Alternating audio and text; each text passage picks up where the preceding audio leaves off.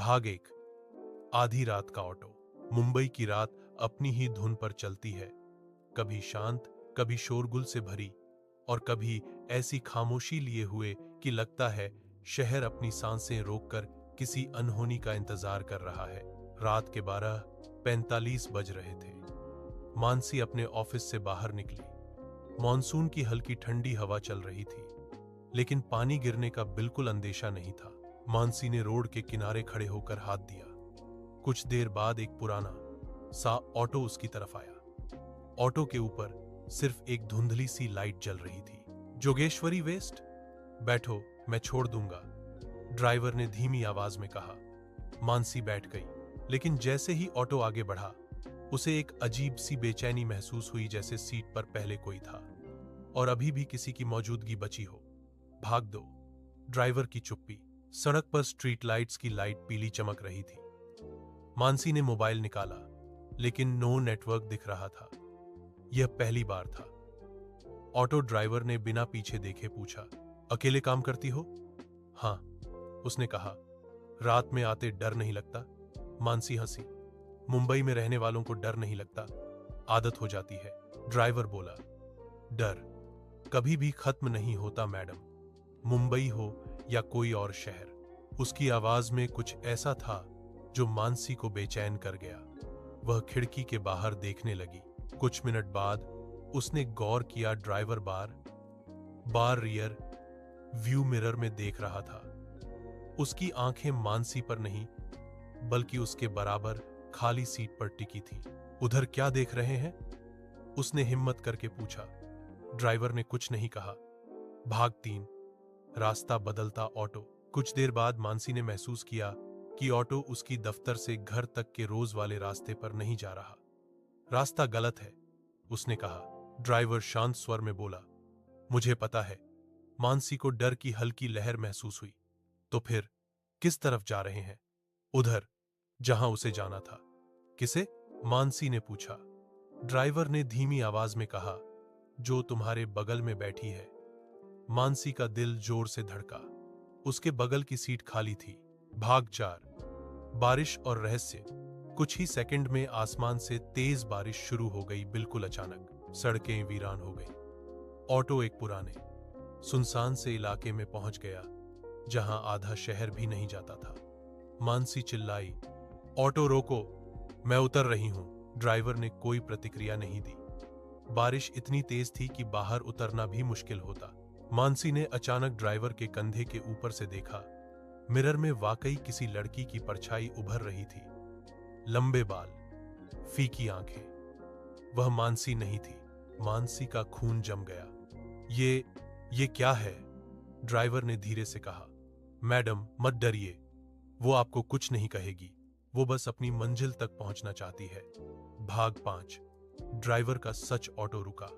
सामने एक पुराना टूटा हुआ बस स्टॉप। यह जगह मानसी को याद थी। कुछ महीनों पहले यहां एक हिट एंड रन केस हुआ था। एक लड़की की मौत हो गई थी, लेकिन उसकी पहचान नहीं हो पाई थी। ड्राइवर ने कहा, वो लड़की इसी बस स्टॉप पर चढ़ी थी, अकेली, उदास, और मुझसे कहा था कि उसे घर छोड़ दूं। ड्राइवर की आंखें नम थीं। मैंने सोचा बस एक और सवारी है, लेकिन उस रात एक ट्रक वाले ने हमारे ऑटो को टक्कर मार दी। मैं बच गया, वो नहीं बच सकी। मानसी ने कांपती आवाज में पूछा, तो अब? ड्राइवर बोला, वो हर रात मेरी ऑटो में बैठती है और मुझे मजबूर करती है कि मैं उसे उसकी मंजिल तक ले जाऊं। आज आपने हाथ दिया तो मुझे लगा शायद आज उसकी मंजिल पूरी हो जाए। भाग 6। आखिरकार मंजिल। ड्राइवर ऑटो से उतरा और बस स्टॉप के पास गया। मानसी भी हिम्मत करके उतरी।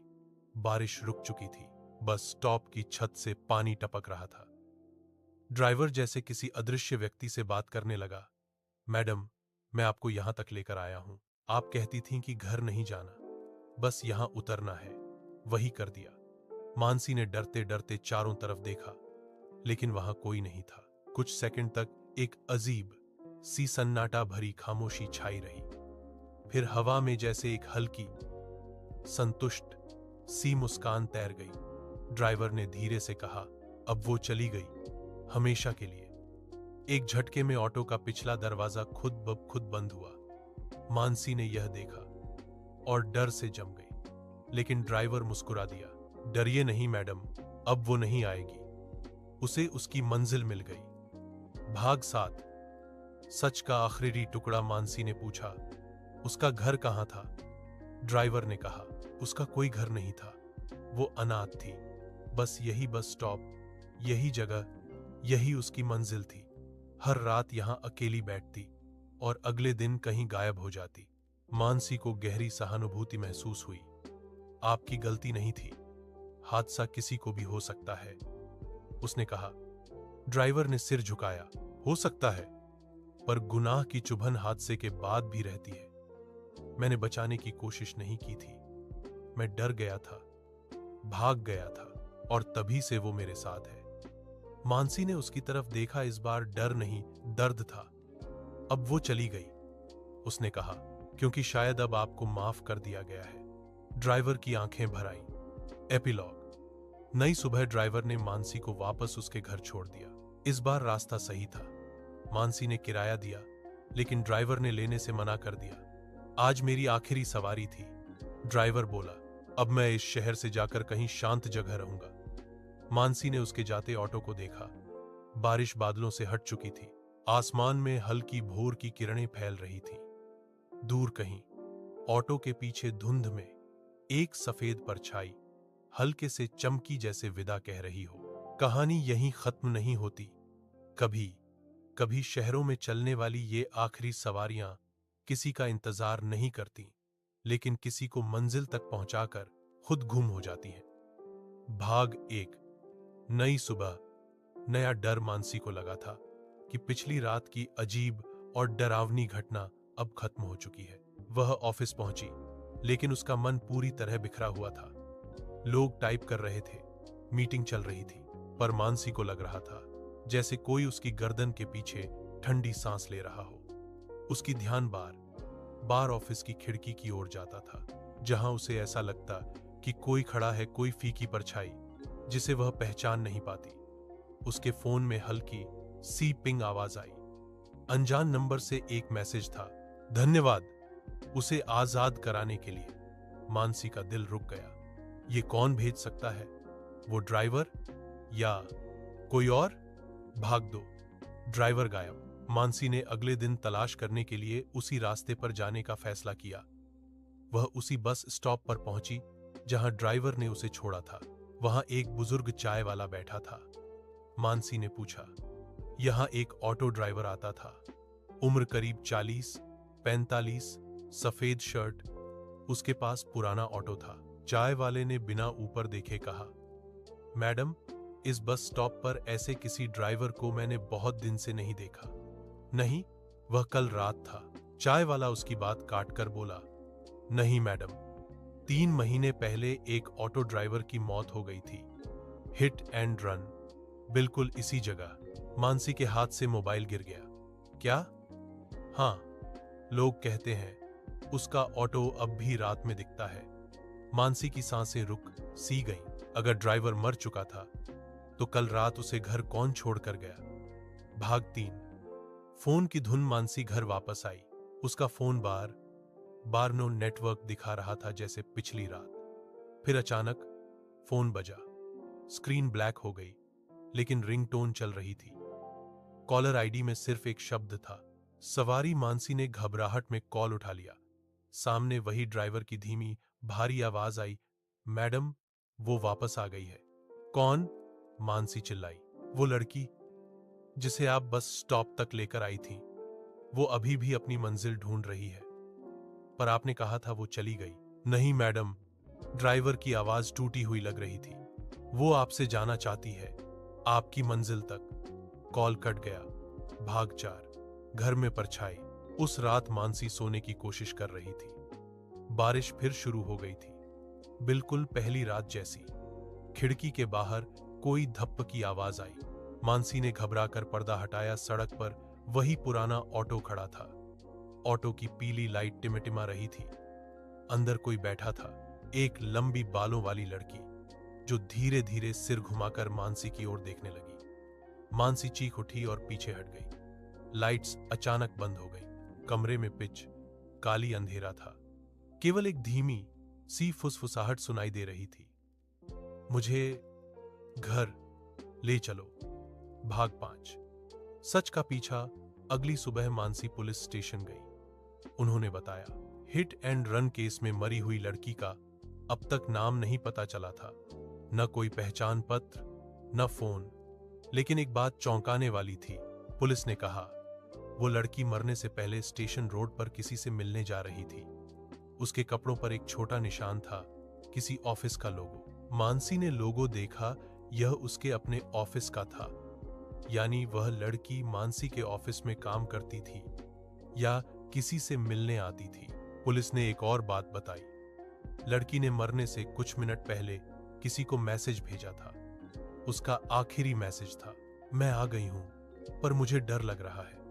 मैसेज भेजा गया था रात 12:44 पर, ठीक 1 मिनट पहले, जब मानसी ने पहली बार ऑटो रोका था। भाग 6। अनदेखा कनेक्शन। मानसी अपने ऑफिस के हार से मिली।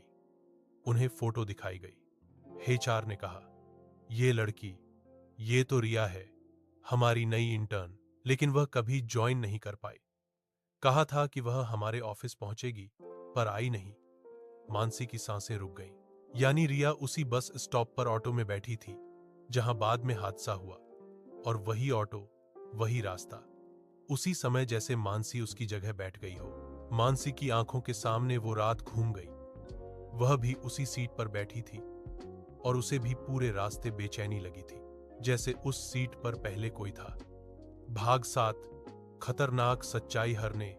और एक बात कही, रिया ने हमें बताया था कि वह किसी सीक्रेट डॉक्यूमेंट को लेकर डर रही है। उसने कहा था कि कोई उसका पीछा कर रहा है और वह ऑफिस में बात करना चाहती है। अब यह कहानी सिर्फ भूत की नहीं थी, यह किसी रहस्य, किसी अपराध और किसी खौफनाक पीछा करने वाले की थी। मानसी को एक बात समझ आ गई, रिया की मौत एक हादसा नहीं थी, कोई उसे मारना चाहता था। और रिया की आत्मा मानसी को उसकी आखिरी मंजिल तक नहीं, बल्कि सच तक लेकर जाना चाहती थी। भाग 8। आखिरी आवाज। उस रात मानसी को फिर फोन आया। इस बार आवाज लड़की की थी, धीमी, टूटी हुई, लेकिन साफ। मानसी, मेरी मदद करो, उन्हें मेरा सच मिल जाने दो। फिर अचानक फोन में मैप खुल गया। लोकेशन एक पुराने गोदाम की थी। सड़क वही थी जहां रिया की मौत हुई थी। अंत में एक आखिरी मैसेज आया, यह मेरी मंजिल है। मानसी ने गहरी सांस ली। अब वह डरने वाली नहीं थी, वह सच्चाई का सामना करेगी। ऑटो की आवाज बाहर गूंजी। मानसी ने खिड़की से देखा, वही पुराना ऑटो और ड्राइवर की उदास आंखें। ड्राइवर ने धीमी आवाज में कहा, मैडम, आखिरी सवारी के लिए तैयार हैं? भाग 1। आधी रात का ऑटो। मुंबई की रात अपनी ही धुन पर चलती है, कभी शांत, कभी शोरगुल से भरी, और कभी ऐसी खामोशी लिए हुए कि लगता है शहर अपनी सांसें रोककर किसी अनहोनी का इंतजार कर रहा है। रात के 12:45 बज रहे थे। मानसी अपने ऑफिस से बाहर निकली। मॉनसून की हल्की ठंडी हवा चल रही थी, लेकिन पानी गिरने का बिल्कुल अंदेशा नहीं था। मानसी ने रोड के किनारे खड़े होकर हाथ दिया। कुछ देर बाद एक पुराना सा ऑटो उसकी तरफ आया। ऑटो के ऊपर सिर्फ एक धुंधली सी लाइट जल रही थी। जोगेश्वरी वेस्ट? बैठो, मैं छोड़ दूंगा, ड्राइवर ने धीमी आवाज में कहा। मानसी बैठ गई, लेकिन जैसे ही ऑटो आगे बढ़ा, उसे एक अजीब सी बेचैनी महसूस हुई, जैसे सीट पर पहले कोई था और अभी भी किसी की मौजूदगी बची हो। भाग 2। ड्राइवर की चुप्पी। सड़क पर स्ट्रीट लाइट्स की लाइट पीली चमक रही थी। मानसी ने मोबाइल निकाला, लेकिन नो नेटवर्क दिख रहा था। यह पहली बार था। ऑटो ड्राइवर ने बिना पीछे देखे पूछा, अकेले काम करती हो? हाँ, उसने कहा। रात में आते डर नहीं लगता? मानसी हंसी। मुंबई में रहने वालों को डर नहीं लगता, आदत हो जाती है, ड्राइवर बोला। डर कभी भी खत्म नहीं होता मैडम, मुंबई हो या कोई और शहर। उसकी आवाज में कुछ ऐसा था जो मानसी को बेचैन कर गया। वह खिड़की के बाहर देखने लगी। कुछ मिनट बाद उसने गौर किया, ड्राइवर बार रियर व्यू मिरर में देख रहा था। उसकी आंखें मानसी पर नहीं, बल्कि उसके बराबर खाली सीट पर टिकी थी। उधर क्या देख रहे हैं? उसने हिम्मत करके पूछा। ड्राइवर ने कुछ नहीं कहा। भाग 3, रास्ता बदलता ऑटो। कुछ देर बाद मानसी ने महसूस किया कि ऑटो उसकी दफ्तर से घर तक के रोज वाले रास्ते पर नहीं जा रहा। रास्ता गलत है, उसने कहा। ड्राइवर शांत स्वर में बोला, मुझे पता है। मानसी को डर की हल्की लहर महसूस हुई। तो फिर किस तरफ जा रहे हैं? उधर, जहां उसे जाना था। किसे? मानसी ने पूछा। ड्राइवर ने धीमी आवाज में कहा, जो तुम्हारे बगल में बैठी है। मानसी का दिल जोर से धड़का। उसके बगल की सीट खाली थी।